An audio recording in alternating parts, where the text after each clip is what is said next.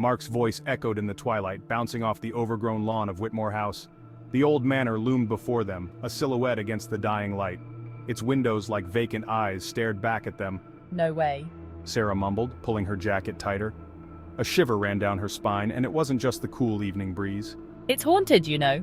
Chicken. Besides, there's no such thing as ghosts. David taunted, his grin a pale slash in the gathering darkness. Emily, always the voice of reason, tried to intervene.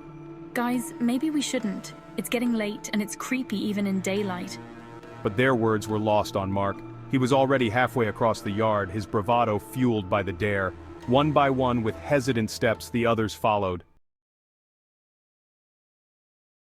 The front door creaked open with a groan, as if disturbed from a long sleep. The sound echoed through the empty halls, a haunting reminder of the house's forgotten past. Dust motes danced in the single shaft of light from the setting sun, revealing a grand but decaying hallway. The once opulent space now lay in ruins, a ghost of its former glory. Cobwebs draped everything, and the air hung heavy with the smell of damp wood and decay. The walls, once adorned with elegant wallpaper, were now peeling and faded. See, nothing to be scared of. Mark's voice wavered slightly, betraying his attempt at bravery. Mark declared, his voice louder than necessary. He was trying to convince himself as much as the others, his bravado a thin veil over his own fear. He was trying to convince himself as much as the others. The uncertainty in his eyes was clear to anyone who looked closely. They stepped inside, the floorboards groaning under their combined weight. Each step seemed to echo louder than the last, a symphony of creaks and groans. Each creak and groan seemed to amplify the silence that pressed in around them. The oppressive quiet was almost tangible, wrapping around them like a shroud. The shadows stretched and deepened as the last sliver of daylight faded away. The house seemed to come alive in the darkness, its secrets hidden in inky blackness. This is kind of creepy. David's voice was barely above a whisper, his earlier bravado fading. David admitted, his earlier bravado fading. He inched closer to Sarah, seeking comfort in her presence. He inched closer to Sarah, who clung to Emily's arm. The three of them huddled together, their fear palpable in the dim light. Emily, her heart pounding against her ribs, couldn't help but agree. The house seemed to watch them, its unseen eyes following their every move. There was a presence here, an unseen something that sent a shiver down her spine. It was as if the house itself was alive, breathing and watching, waiting for the right moment to reveal its secrets. They moved deeper into the house, their sneakers crunching on shards of glass from a broken chandelier that lay scattered across the floor. The sound echoed through the empty halls, amplifying their growing unease. The air grew colder, biting at exposed skin like tiny teeth. Each breath they took was visible, a misty cloud in the frigid air. The house seemed to exhale with them, its ancient walls groaning in response. A sudden rustling sound from the room to their right made them jump. Their flashlights flickered, casting eerie shadows that danced on the peeling wallpaper. It was just a rat, scurrying for cover, but it sent adrenaline surging through their veins. The small creature's presence was a stark reminder of the house's long abandonment. Okay, that's enough. Let's just go. The fear in his voice was palpable, a stark contrast to the bravado he had shown earlier. Sarah whispered, her voice trembling. "We shouldn't be here," she added, her eyes darting around nervously. But Mark, his initial bravado now replaced by a stubborn determination, pushed on. He couldn't let fear control him, not now. He had to see what lay beyond the darkness. They reached the grand staircase, its once polished wood now dull and covered in dust. Cobwebs hung like ghostly drapes, swaying gently in the draft. Upstairs? The question hung in the air, heavy with uncertainty. Mark asked, his voice echoing in the cavernous space. No one answered. The silence was oppressive, pressing down on them like a physical weight. The silence was broken only by the creaking of the house and the frantic beating of their hearts. Each step they took felt like a gamble, a test of their courage in the face of the unknown. As if in answer to Mark's question, they heard it. A distinct thud from upstairs, heavy, deliberate, footsteps. What was that? David squeaked, his voice barely a whisper. They listened, holding their breath, fear constricting their chests. The footsteps came again, slow and dragging, followed by the distinct sound of a door creaking open and then slamming shut. The silence that followed was deafening. Mark, his face pale, looked at the others. He didn't need to voice the question that hung in the air. They all knew what it sounded like. Someone, or something, was walking around upstairs. We need to get out of here. Emily said, her voice uncharacteristically firm. Mark, his bravado finally gone, simply nodded. But as they turned to leave, they heard it again, the footsteps, this time closer, coming down the stairs. Panic surged through them. They couldn't stay together. They were trapped. Split up, find another way out. It was a desperate plan, but in their terror, it was the only one they had. Mark and David ran in one direction, while Emily and Sarah, clinging to each other, fled down a different hallway.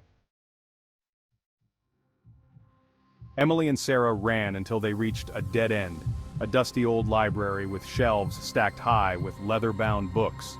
The room seemed frozen in time, untouched for decades, with cobwebs hanging like ghostly curtains from the ceiling. The air was thick with the smell of mildew and decay. It was as if the very walls were exhaling the breath of forgotten years, filling the room with an oppressive, musty odor. What do we do? Sarah's voice trembled, her eyes darting around the room as if expecting something to leap out from the shadows. Sarah whispered, her eyes wide with terror. Her voice was barely audible, a mere breath against the silence that enveloped them. As if in answer, they heard a voice.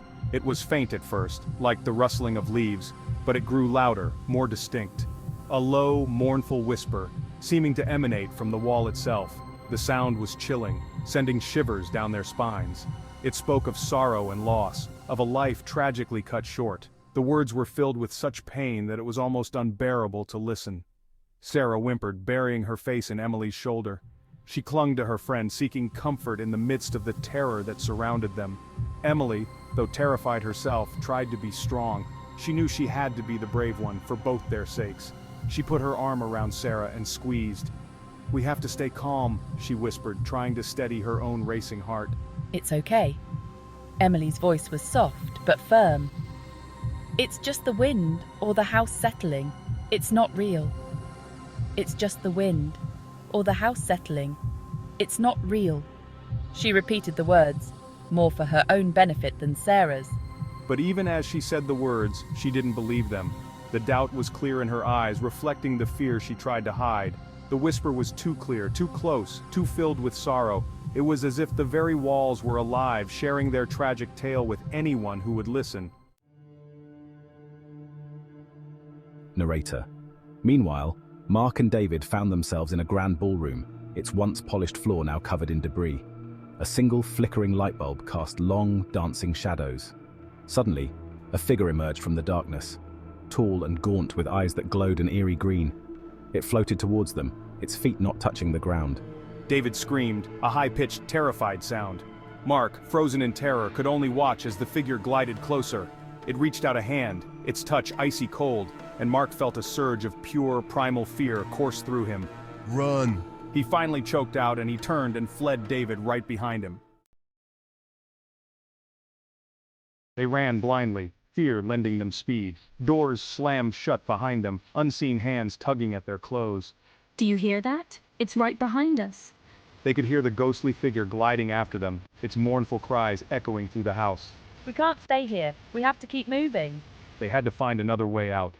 They ran through a maze of hallways, their hearts pounding in their chests, the ghostly whispers dogging their every step. There's a door, over there. Finally they saw it, a side door slightly ajar. They scrambled through it, bursting into the cool night air. We made it. We're out. Mark and David came stumbling out of the house a moment later, gasping for breath, their eyes wide with terror. They had barely escaped the clutches of the ghostly figure. I can't believe we got out of there. They collapsed onto the overgrown lawn, their chests heaving. Emily and Sarah rushed to their sides, relief flooding through them. Are you guys okay? We're all out, we're safe. For a long moment, there was only the sound of their ragged breathing and the chirping of crickets in the night. Then, slowly, the terror began to recede, replaced by a bone-chilling awareness of what they had just experienced. That was unreal. They didn't speak as they made their way back down the overgrown driveway, their pace quickened by the memory of the ghostly whispers and the glowing eyes of the figure in the ballroom. The house loomed behind them, a dark and silent sentinel against the night sky. What was that? No one had an answer. They had gone into the house looking for a thrill, a challenge to their courage. They had found something far more terrifying than they could have ever imagined. They had found that some things are best left undisturbed, some doors best left closed. As they walked away from Whitmore House, the memory of that night etched into their minds. They knew that their lives were forever changed. They had stared into the face of fear, and it had stared back. And as they walked, they made a silent vow, one that they knew they would never break. They would never speak of this night again, and they would never, ever go back to Whitmore House. The house, with its vacant windows, watched them go. Its secrets remained, locked away in its decaying walls, a chilling reminder of the night the teenagers dared to enter its domain. The night they came face to face with the haunting of Whitmore House.